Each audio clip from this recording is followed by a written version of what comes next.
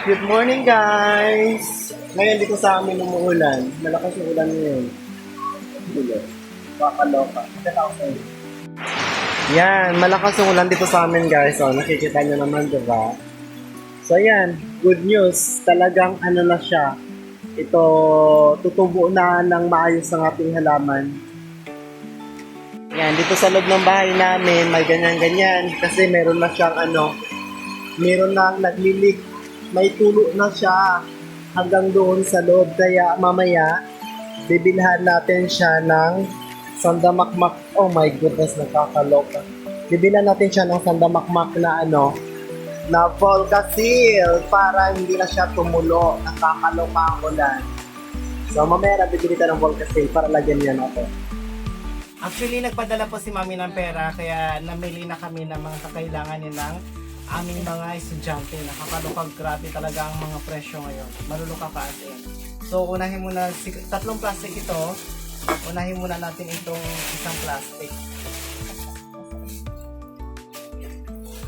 Itong sa unang plastic, guys.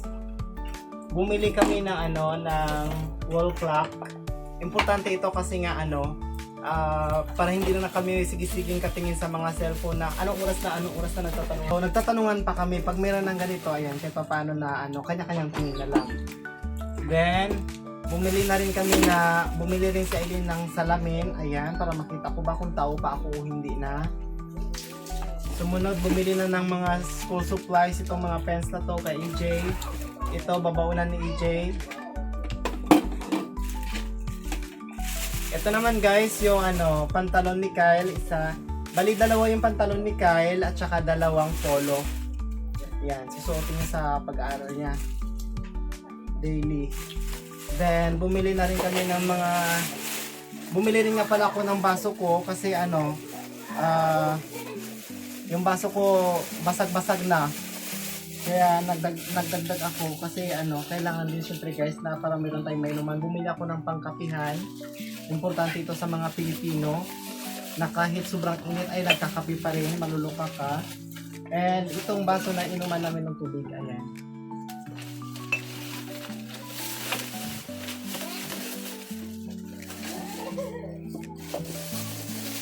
Then bumili na rin nga pala kami ng mga ng mga bata, notebook.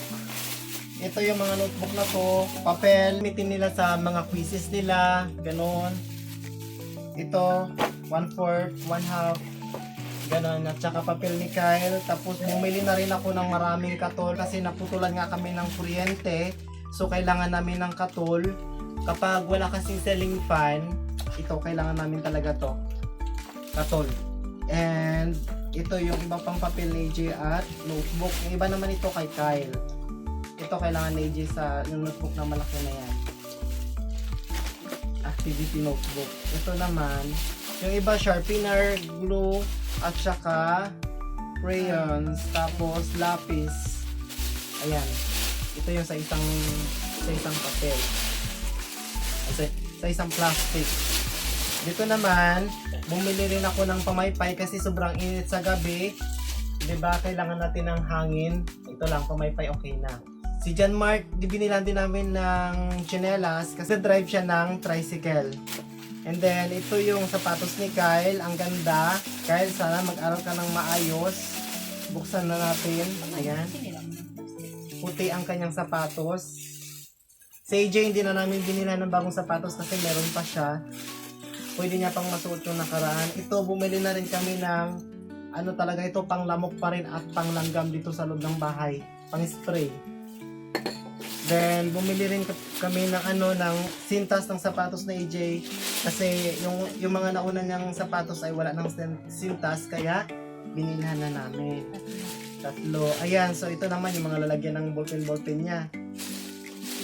Ito, bumili rin kami ng medyas kay AJ at kay Kyle. Ito naman, medyas ko pang katunggan. At ito, notebook na AJ, isang bundle na siya, isang set na siya. And ruler. Yan, ito lahat. Sa isang plastic. And susunod, ito, ang bag ni AJ na kanyang napili, maganda siya guys. Ayan. So, Ito naman yung kay Kyle. Ito naman yung kulambo ni Demre kasi bawat isa talaga sa amin ay nangangailangan ng kulambo. Siyempre nga kasi talaga ay malamok dito sa bahay kapag walang ceiling fan. Ito naman yung lalagyan ng tubig ni Kyle. Ito naman yung kay AJ. Ito naman bumili si AJ ng pang civilian niya na jogging pants para hindi laging naka-uniform. Bumili rin si Kyle ng babaunan. And itong pang ano namin sa aming atip Volcasil para hindi na silin katulog. Kasi ano na siya guys, marami nang tumutulog dito sa bahay. Ito naman yung pencil case ni Kyle. So yun na lahat yun. Yung uniform na AJ darating pa bukas ng hapon. So nagpatahi pa. Yun, abang-abangan nyo na lang guys yung iba pang pangyayari sa buhay namin. Actually, talagang ako ay naano na rin ako, siging ka-upload sa YouTube kasi nga, syempre yung mga content ko, paulit-ulit na lang dito sa tabi ng bahay, sa katunggan. Parang feeling ko nasasawa na rin lahat. Pero ngayon talaga, natauhan na rin ng lola ninyo kahit papaano na, 'di ba? Consistency ang kailangan ko siguro ngayon. Kasi rin kung walang manood, malay mo ba, hindi natin alam lahat ng gusto ng tao. Ano ba yan, ma? Talo ka. Hindi natin alam kung ano lang yung gusto ng bawat isa sa atin. Pero magpapatuloy ako kahit na walang manonood. It's okay. Ano man yung mangyari ngayon, basta magpapatuloy tayo sa ating vlogging. Sana hindi po kayo magsawa sa kakapanood sa ating vlogging na hindi naman talaga ganun kabonggahan, hindi katulad ng iba, pera-perahan yung pag-show ng pera, pagpapasyal ng kung saan sa atin talaga. Dito lang talaga tayo sa tabi ng bahay. Ito lang talaga yung mapapalat niyo sa kada vlog ko sa buhay namin. Sana nandyan pa rin kayo kahit na ganito lang ang ating mga content. Sometimes blessings, sometimes pagsubok, drama or whatever. Basta tayo magpapatuloy lang tayo, di ba? Huwag nating pansinin ang magiging reaction ng iba. Pansinin natin yung makakabuti sa atin dahil meron talagang mga tao na hindi lahat ay gusto pabungga. Meron din namang pasimplihan lang. Katulad ninyo na hindi nag-unsubscribe sa ating channel. Kaya sa buhay natin, huwag tayong susuko. My goodness, nakakaloka. Ito na naman ako. Puro drama ang buhay ko. Pero ako nasasabi sa inyo, huwag susuko. Totoo nga naman talaga guys. Kapag merong difficulty, so ano man yung mga pagsubok na dumarating sa atin, try until we success. O, di ba? Nakaraan pang yan, di kopong-kopong kasabihan. Ayan, so magpatuloy lang tayo sa buhay natin. Huwag tayong mawalan ng pag-asa. Ikaw maano yung pwede mong iano sa kanila, although na meron tayong ups and down, mas maraming down kaysa sa ups. Ano yung mapapayo mo sa kanila sa mga recently na nangyayari sa buhay natin? Kasi hindi lang naman tayo yung naghihirap, marami rin naman tulad siguro sa mga subscribers natin, marami rin naranasan, marami rin paghihirap, pero kumpara sa akin, laban lang, wag nating sukuan kung ano yung problema na dumarating, laban lang. Kasi pag susuko tayo sa problema, tayo ang maapektuhan. Pananampalataya lang sa taas.